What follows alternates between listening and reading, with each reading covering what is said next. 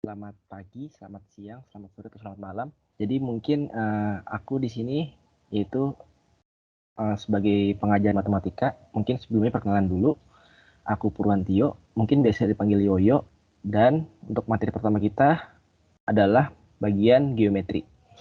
Nah, dari geometri ini kita hari ini akan belajar, beberapa materinya, yaitu pertama adalah pendahuluannya, definisi dari geometri, kemudian ada komponen dari geometri, yaitu titik, garis, dan sudut. Kemudian baru dari titik garis dan sudut ini akan bersatu membentuk suatu bangun. Baru kemudian kita akan mengakhirinya dengan latihan soal.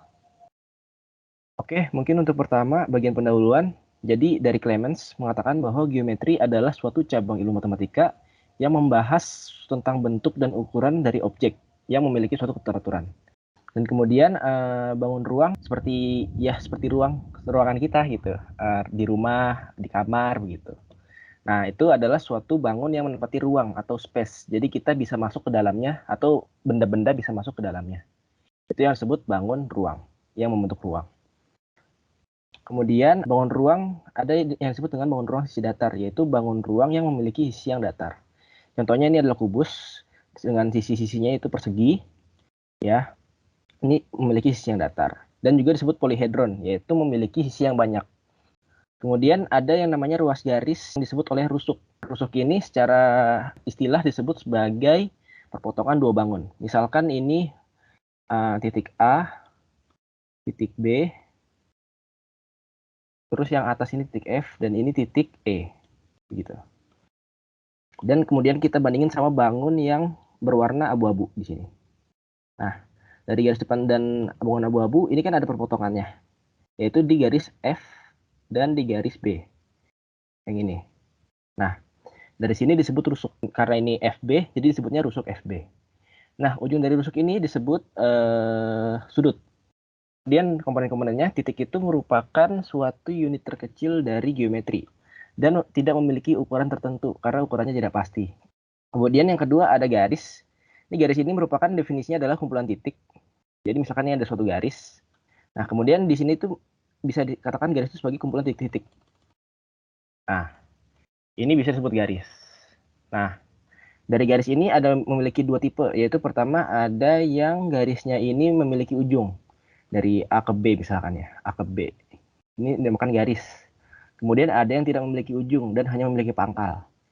Nah, misalkan dari A terus menerus sampai kita tidak tahu nilainya. Ini disebut sebagai sinar garis. Kemudian yang terakhir adalah sudut. Sudut itu adalah suatu garis yang memiliki satu bagian yang berdempetan. Contohnya nih misalkan garis AB ya, AB. Nah, ini ada garis lain nih yang berhimpit di salah satu ujung. Seperti ini. Nah, ini C misalkan. Nah, bagian sini merupakan sudut. Sudut ini bermacam-macam. Dilihat dari besarnya, yaitu pertama ada sudut lancip. Kita misalkan aja suatu benda lancip gitu kan, dan memiliki sudut antara 0 sampai 90 nih. Kemudian ada sudut siku-siku yang tadi sudah kita bahas, misalkan pada suatu persegi. Ya, ini salah satu sudutnya ini adalah siku-siku, 90 derajat. Kemudian ada yang disebut sudut tumpul, yaitu yang tumpul antara 90 sampai 180 derajat. Dan kemudian ada lagi sudut 180 derajat, yaitu sudut lurus, ya, yang membentuk suatu garis lurus. Nah, ini 180 derajat. Nah, untuk sudut refleks ini sebenarnya adalah sudut lancip, tapi kita bagian luarnya ya. Misalkan ini sudut lancip atau sudut tumpul. Sudut refleks ini kan sudut lancip ini. Ini yang lancip, sudut yang lancip. Sudut refleks ini adalah sudut di luarnya, yaitu yang ini. Nah, cara mengetahui besarannya karena satu putaran adalah 360 derajat, sudut yang 360 derajat dikurang sudut yang dalamnya ini. Misalkan kita ibaratkan dengan alfa ya, misalkan alfa. Jadi besarnya adalah 360 minus alfa. Gitu. Kemudian ada sudut 360 derajat yaitu sudut yang satu putaran penuh. Oke, kemudian bangun. Bangun ini memiliki definisi yaitu kumpulan garis yang saling berhubungan. Dari garis ini kita bisa membentuk berbagai bentuk ya. Ini bisa disebut ini kan kumpulan dari 4 garis nih. 1, 2, 3, 4 gitu. Ini adalah membentuk suatu bangun, misalkan kertas gitu kan. Itu adalah suatu bangun datar. Nah, Kalau dari sini bisa disimbolkan misalkan dari persegi, kumpulan dari persegi adalah membentuk suatu kubus. Ini di dalamnya memiliki ruang. Nah, makanya disebut bangun ruang. Gitu.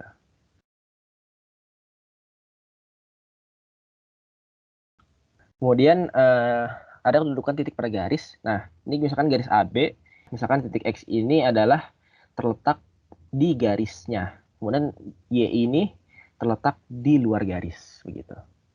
Kemudian pada bidang, jadi ada beberapa kedudukan garis. Pertama adalah dua garis yang saling sejajar. Ibaratkan tuh kayak kita menjemur suatu ikan teri gitu misalkan.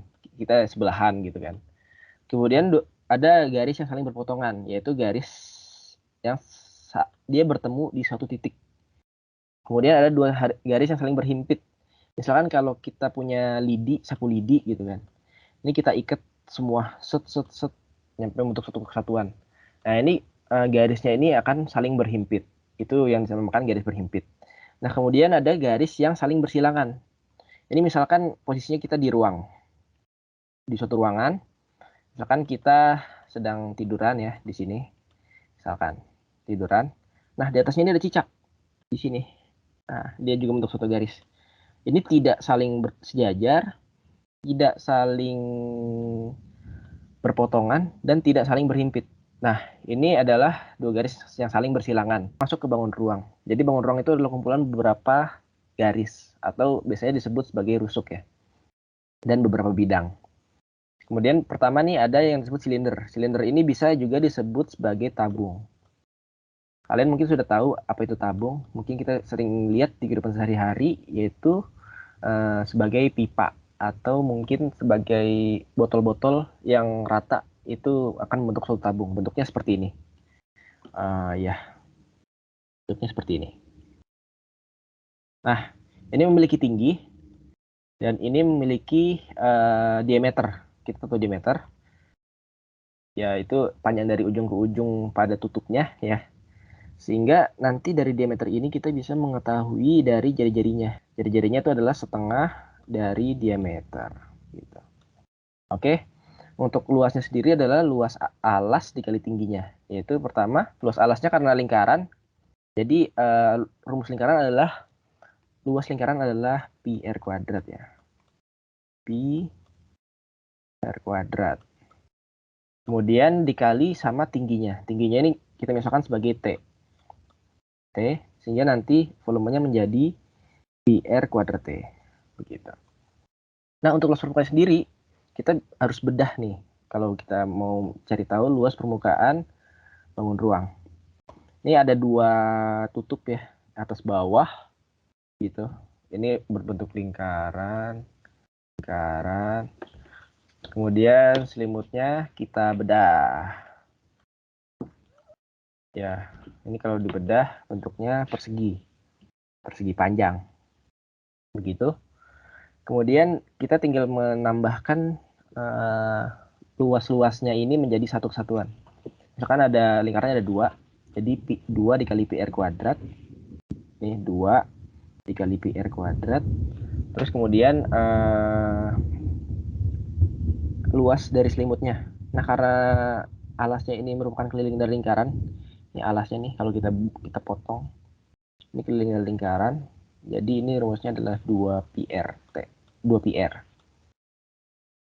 Ini untuk luasnya, alasnya sama dengan keliling lingkaran, dan tingginya sama dengan tinggi dari tabung.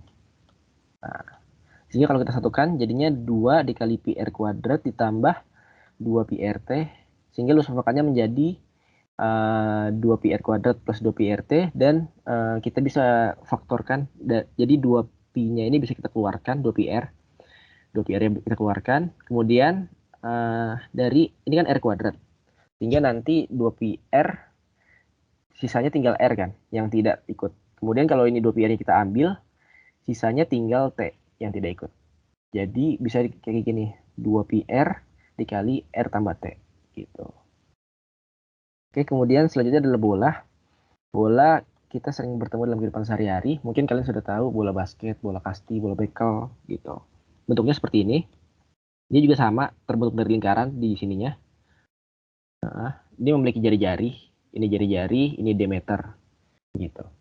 Nah, mungkin untuk volumenya sendiri, kalau kalian kepo penasaran gimana sih kita ketemu volume seperti ini, itu sebenarnya ada orang dulu menemukannya melalui integral, dan itu agak rumit. Mungkin kita ngambil hasilnya aja, yaitu volumenya adalah 4/3 PR pangkat 3. Kemudian untuk luas permukaannya yaitu adalah 4 kali luas lingkaran. Karena luas lingkarannya adalah luas lingkaran adalah PR kuadrat, maka karena dikali 4 jadinya 4 PR kuadrat begitu. Oke, kemudian selanjutnya adalah kerucut. Nah, kerucut ini adalah seperti kita lihat kon di jalan-jalan gitu, itu bentuk kerucut, atau misalkan topi dari ulang tahun, pesta ulang tahun, ini bentuknya seperti ini. Oke, jadi kerucut ini memiliki volume 1/3 PR kuadrat dikali T. Nah, volume kerucut ini adalah 1/3-nya dari volume yang tadi, yaitu volume silinder. Karena kalau kita memiliki jari-jari yang sama antara silinder dan kerucut, ini akan dihasilkan 3 kali kerucut untuk menghasilkan suatu silinder dalam volumenya begitu. Nah, untuk luas permukaannya sendiri, ini lingkaran juga ya. Ini lingkaran, jadi PR kuadrat. Kemudian kita harus cari luas selimutnya. Luas selimutnya seperti ini. Kurang lebih seperti ini. Ya. Nah, luas selimutnya ini memiliki rumus luas, yaitu PRS. Nih, di sini PRS begitu. Ya. Sehingga kita bisa keluarkan PR-nya. Karena ini PR udah kita ambil di luar, sisanya R. Jadi kita ini sisa R. Kemudian PR ini udah kita ambil di luar, jadinya sisanya S. Sehingga nanti luas permukaannya menjadi PR dikali R tambah S. Begitu. Oke. Kemudian ada yang namanya kubus. Kubus kita nemu banyak ya di kehidupan sehari-hari. Mungkin kalian udah tahu, itu suatu kotak atau kubus. Itu memiliki rusuk yang sama nih. Misalkan di sini S rusuknya. Nah, misalkan rusuknya S atau R, mungkin beberapa ada yang bilang R atau bilang S. Sebenarnya sama aja. Kalian mau S atau R, intinya kalian tahu rusuk itu apa, gitu. Nah, untuk volume, untuk luasnya sendiri kan ini persegi ya, sehingga luasnya adalah S dikali S atau R kuadrat, boleh seperti R dikali R, gitu. Nah, karena ini ada 6, 1, 2, 3, 4, 5, 6. Ada 6 sisi dari suatu kubus. Jadi dikali 6. Jadi 6R kuadrat. Ini untuk yang luas permukaan. Nah, untuk volumenya sendiri, ini tinggal R kuadratnya dikali R. Karena luas alas dikali tinggi. Karena ini tingginya juga R. Jadi R dikali R atau V sama dengan R pangkat 3. Gitu. Nah, ini adalah balok. Ini sama kayak tadi ya, prinsipnya kubus, tapi bedanya kalau di balok ini sisi-sisinya tuh nggak sama besarnya, panjangnya, luasnya ini nggak sama. Nah, ini misalkan yang dari depan-depannya nih P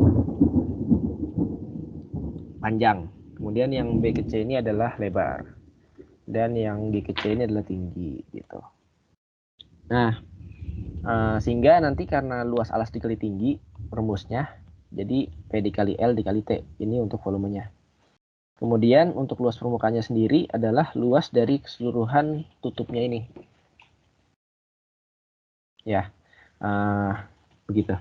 Nah, karena luas keseluruhannya, pertama ini ada yang depan ya, depan. Terus ada yang di belakang.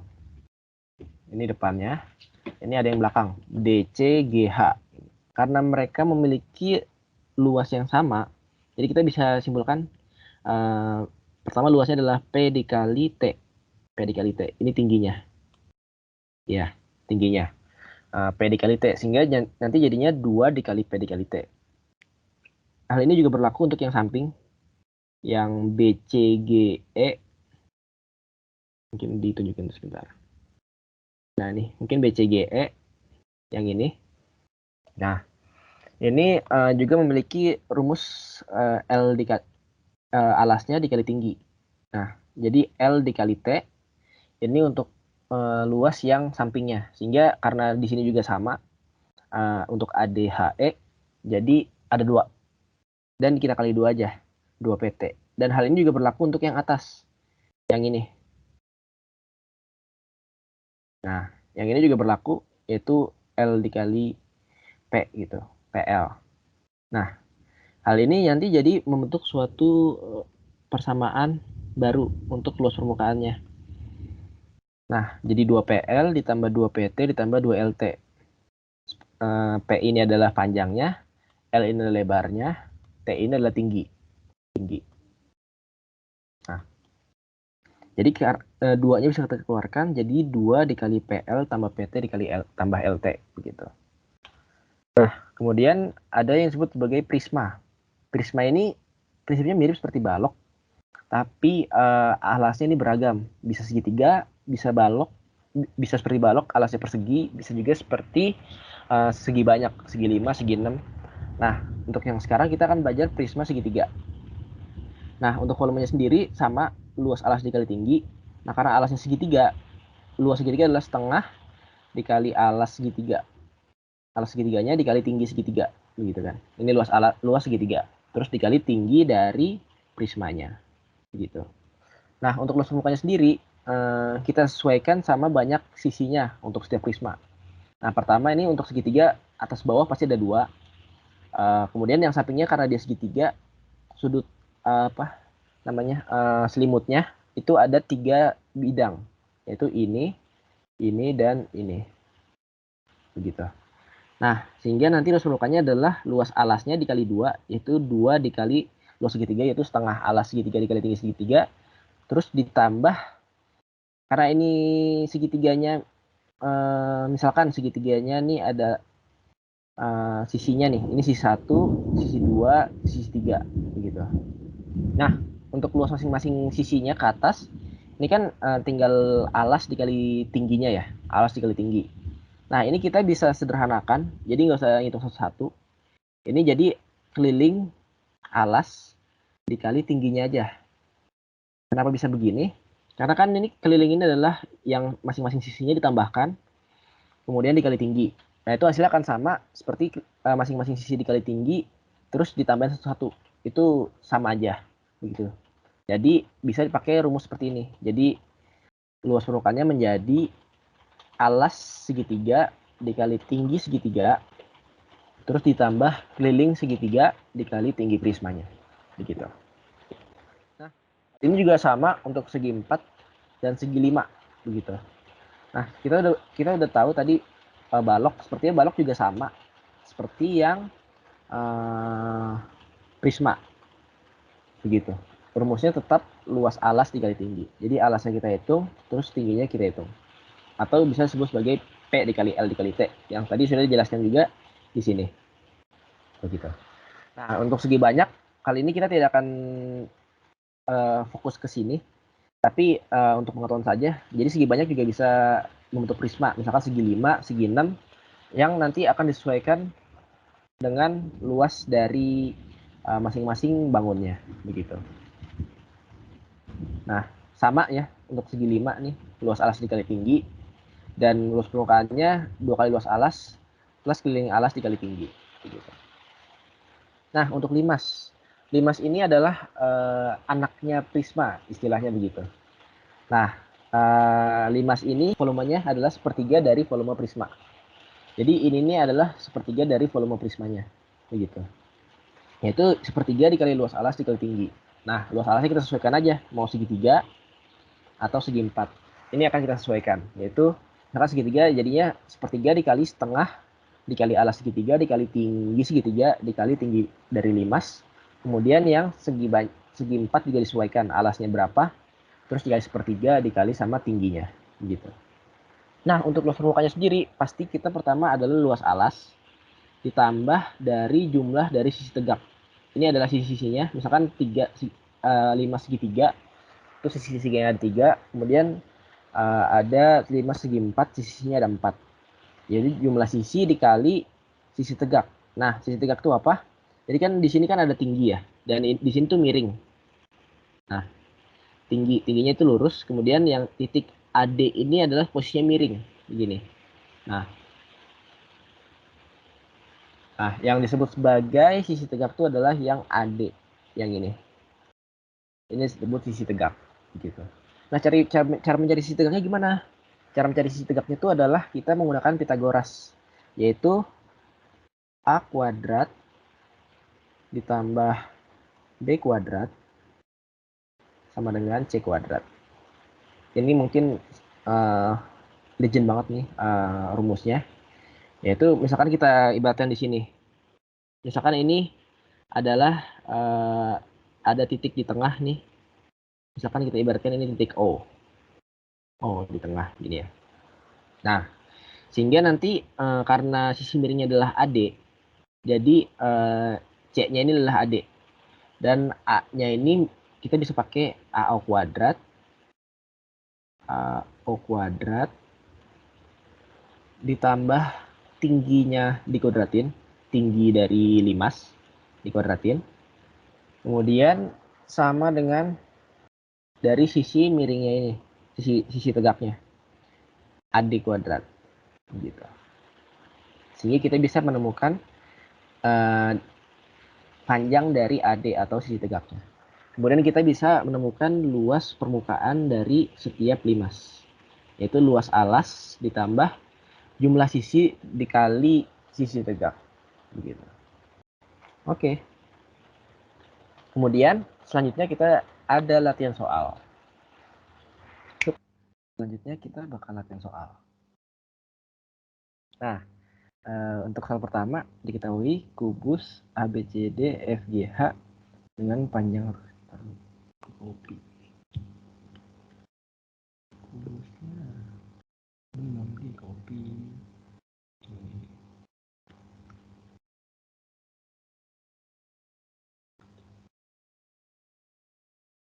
Nah, selanjutnya kita bakal latihan soal. Nah, untuk soal yang pertama berikut ini. Diketahui kubus ABCDFGH panjang lurusnya 8. Terus tentuin jarak titik H ke garis AC. Oke, untuk yang pertama kita pasti karena ini soalnya deskripsi, jadi kita harus gambar dulu kubusnya. Ini kita kopas aja gambar kubusnya biar cantik. Nah, kemudian kita namain aja nih kubusnya. Ini A, ini B, ini C, ini D, ini E, ini F, ini G, ini H. Gini, ada C, D, F, G, H. Oke. Kemudian ditanya panjang lurusnya kan 8. Ini 8. Ini satuannya kita tinggalin dulu biar gampang aja. Kemudian jarak titik H, ini H, titik H, ke garis AC. Nah, teman-teman, mungkin di sini garis AC dari titik H ke garis AC kan banyak ya. Kita mau ke bagian sininya, bagian tengahnya, bagian pinggirnya, boleh. Nah, tapi kalau dalam soal ini, maksud dari jarak ini adalah jarak yang paling dekat. Nah, kalau secara logika kan kalau garis lurus, misalkan nih kita di sini, di sini ada tembok. Nah, kalau garis dari tembok kita lebih dekat ke sini atau kita miring. Pastinya kita akan lebih dekat kalau kita lurus. Nah, makanya ini juga sama nih, dari H ke garis AC gitu. Nah, ini kita harus nyari garis yang paling dekat, yaitu misalkan garis lurus. Nah, ini kita gambar. Sebentar.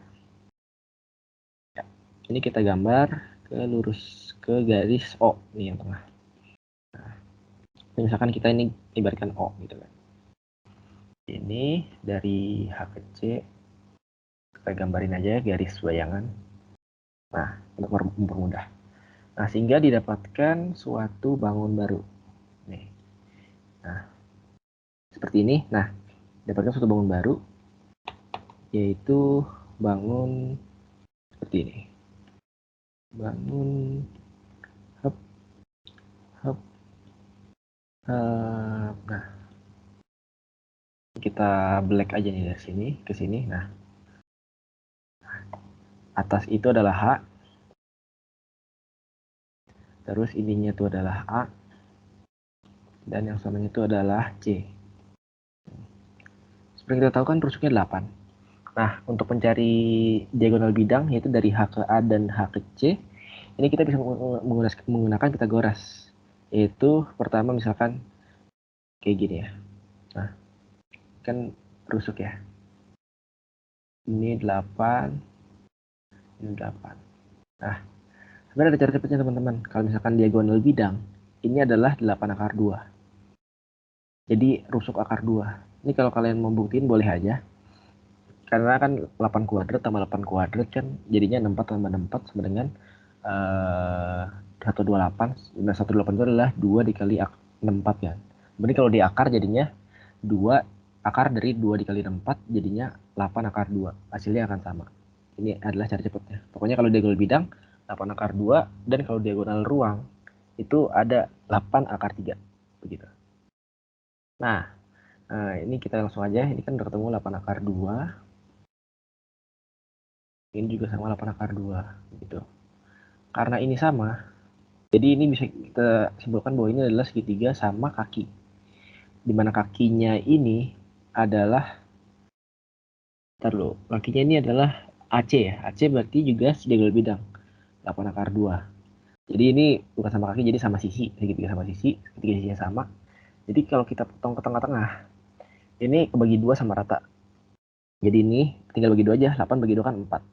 4 akar 2, dan yang sini tuh juga 4 akar 2 gitu. Nah kita yang tanya itu adalah dari H ke O di tengah-tengah nih. Ini kita tentukan pakai Pitagoras dengan sisi miringnya 8 akar 2 dan bawahnya itu adalah 4 akar 2. Kita langsung aja dari sini, yaitu A kuadrat tambah B kuadrat sama dengan C kuadrat. Oke. Kemudian karena C kuadratnya sama dengan A-nya sama dengan 4 akar 2, jadi akar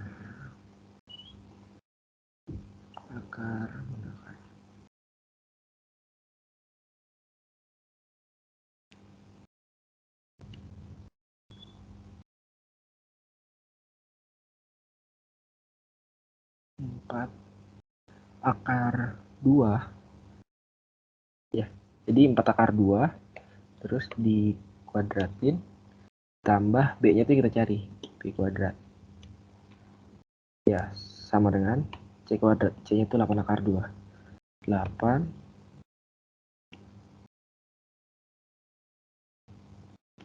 akar 2. Gitu. Sehingga nanti untuk B-nya kita bisa cari B kuadrat sama dengan 8 akar 2 dikuadratin. Jadi 8 akar 2 kuadrat ini kita bisa kuadratin satu. Jadi 8 dikuadratin terus akar 2 dikuadratin. Jadi pertama 8 kuadrat ini adalah 64 terus dikali